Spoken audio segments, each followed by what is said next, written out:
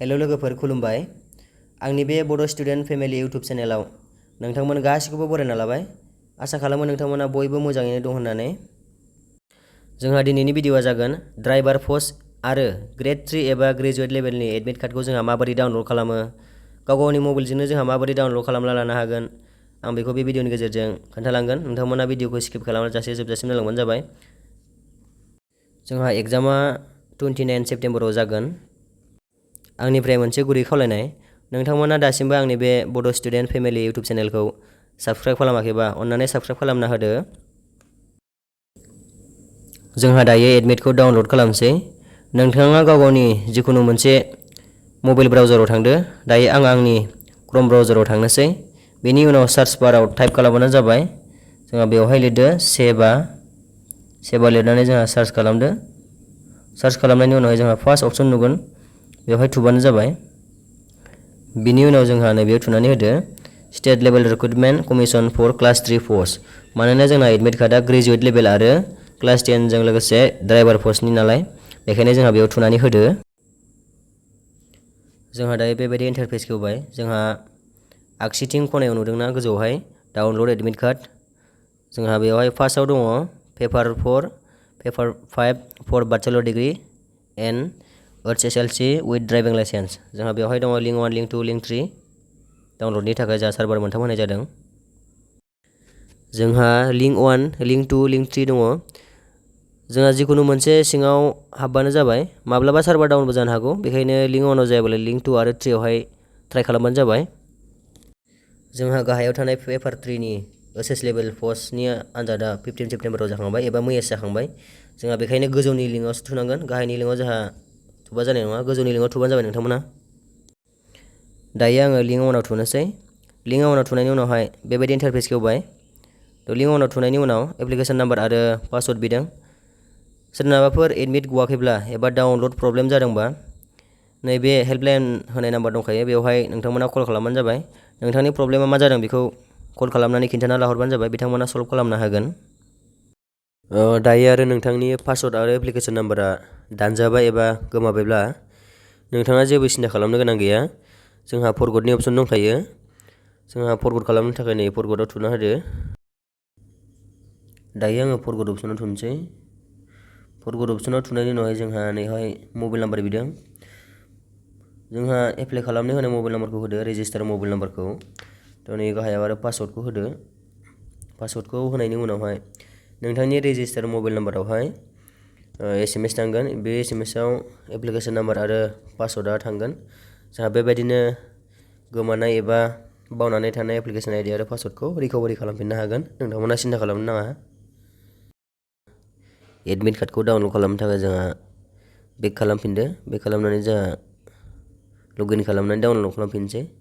जोंहा बेयाव application number बिदों। एप्लिकेसन नाम्बारखौ जोंहा बेयाव होदो।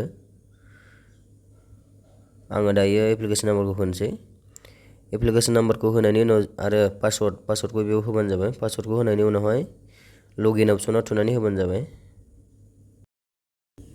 आं दायो आंनि एप्लिकेसन नाम्बार आरो पासवर्डखौ होनोसै।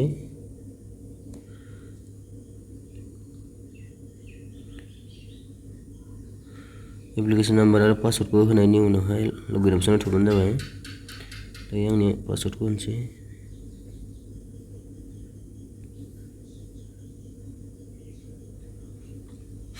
पासवर्डखौ होनायनि उनावहाय जोंहा लगइन अपसनाव थुनानै होदो। आं लगइन अपसनाव थुना होनोसै। बे थुनायनि उनावहाय जोंहा एडमिट कार्डआ डाइरेक्ट हारसिं गखागोन।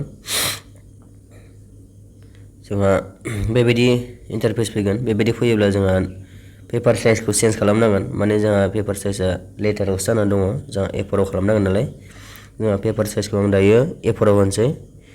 A4आव होनायनि उनावहाय जोंहा माब्रै फाइलाव सेभ खालामगोन। फाइलाव सेभ खालामनो थाखाय जोंहा नैबे PDF आव थुदो।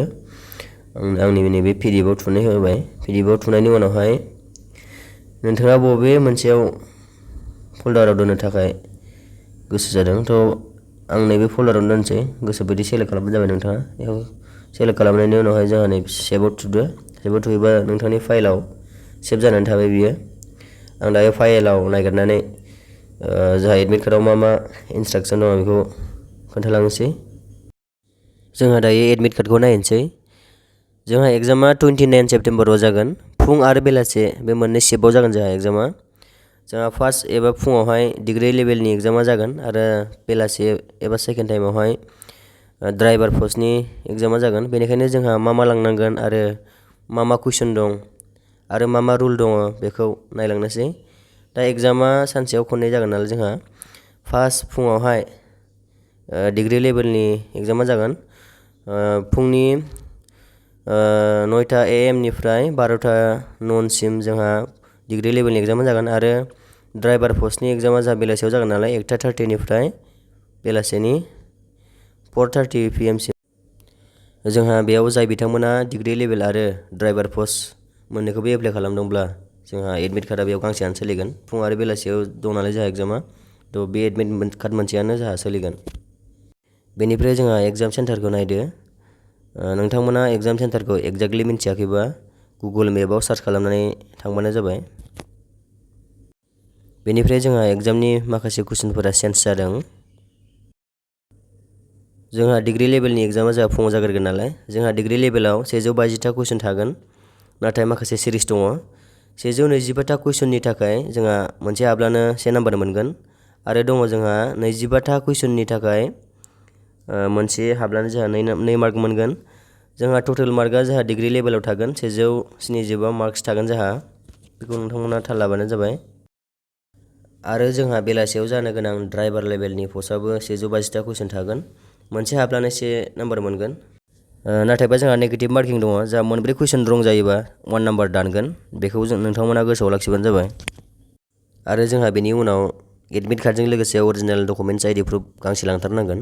आधार कार्ड, पेन कार्ड, भटार कार्ड आरो ड्राइभिं लाइसेन्स बेनि गेजेराव जायखिजाया गांसे लांबानो जाबाय। एडमिट कार्डआव थानाय बायदि नाम स्पेलिंजों सेम मिलायनाय डकुमेन्ट्स लांबानो जाबाय भेरिफाइनि थाखाय। जोंहा मैयानि जानानै थांनाय एग्जामावहाय पासपर्ट फट' नांलायाखै बेखौ जोंहा लांलायाबाबो जागोन। बेनिफ्राय मैया जानाय एग्जामाव जोंहा बेलखौबो गानहोदों नाथाय गेटआव चेकिं खालामनाय समावहाय बेलखौ खुनानै होनांदों। बेलखौ उनावहाय एग्जाम हल सिङाव गानलांनो होदों आरो जोंहा गारि साबि आरो मानि पार्सखौ लानो मोननाय नङा। आरो जोंहा फैसाखौ लायोब्लाबो फैसाखौ बिलाइखौसो लानो मोनगोन जोंहा 500नि बारा लानो मोननाय नङा आरो फैसाखौ थाइसे खुस्राखौबा लानो मोननाय नङा जोंहा बिलाइखौसो लानो मोनगोन। बेखौ आरो जोंहा चेकिं खालामनाय समाव गेटआवहाय जोंहा आखाइयाव लानानैसो हाबनांगोन फैसाखौ। आरो जोंहा वाटार बथल लानो मोननाय नङा जोंहा एग्जाम हलावनो जोंहा दैनि फेसिलिटि थाखागोन जोंहा बेखौ गोसोआव लाखिबानो जाबाय। जोंहा माखासे चेन्ज जादों जोंहा कुइसन पेपारनि सिरिजआ जोंहा EF सिम थांदों। जोंहा सिगाङाव ABCD सिमल' थायोमोन नोंथांमोना बेखौ जि मोनो बेखौनो लिरबानो जाबाय।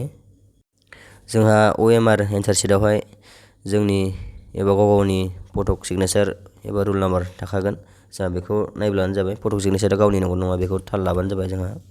जोंहा OMR एन्सार शीटआवहाय कुइसन बुकलेट सिरियाल नाम्बारखौ जोंहा लिरनांगोन आरो गोसोम गल दागो होनांगोन जोंहा बेखौ गोसोआव लाखिबानो जाबाय। नोंथाङा एग्जाम हलावहाय खननै साइन होनांगोन बेखौ गोसोआव लाखि। जोंहा फार्स्टआव एग्जामाव जिरायनाय समावहाय खेनसे होनांगोन आरो OMR एन्सार शीटआवहाय मोनसे होनांगोन। मोननैखौबो होआब्ला जोंहा मोननैबो सिगनेचारखौ होआब्ला जोंहा एबसेन्ट जागोन बेखौ गोसोआव लाखि। जोंहा एन्सारखौ मेसिनावसो नायनाय जागोन नालाय बेखायनो फर्म फिलआपखौ जोंहा मोजाङै रोखा रोखायै खालामबानो जाबाय जेन जेबो सिनायै बायदि जाया ज' रोखा सिनायनाय बायदि खालामबानो जाबाय।